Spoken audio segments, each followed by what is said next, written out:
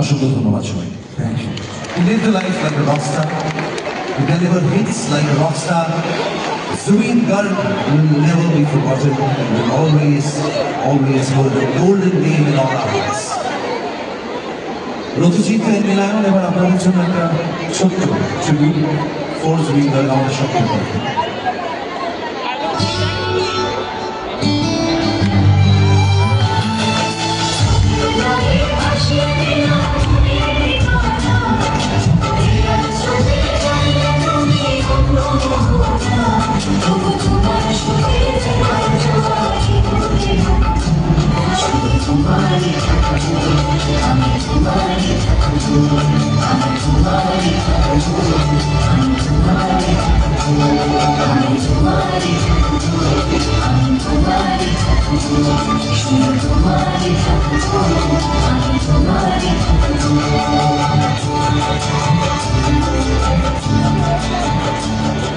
সবাই মিলে আমরা এবার রকস্টাররা হাততালি পছন্দ করতেন, তাই জুবিন গার্গ উপরে থেকেও you would expect a huge round of applause like him for the rocking stages he's delivered.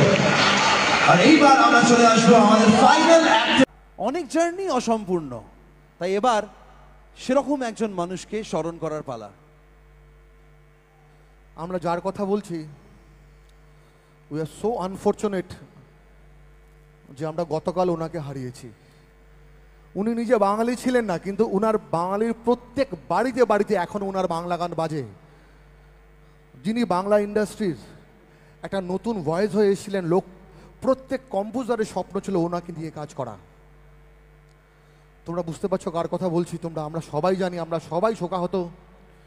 আমি সবাইকে অনুরোধ করব, আমাদের সবার প্রিয় শিল্পী শ্রদ্ধেয় জুবিন গার্গ, উনাকে স্মরণ করে আমরা 30 সেকেন্ডস নীরবতা পালন করব। সবাই যদি একটু কষ্ট করে যদি উঠে দাঁড়ান, 30 সেকেন্ড আমরা নীরবতা পালন করব। Thank you so much everyone. Thank you so much everyone. 30 seconds আমরা একটু।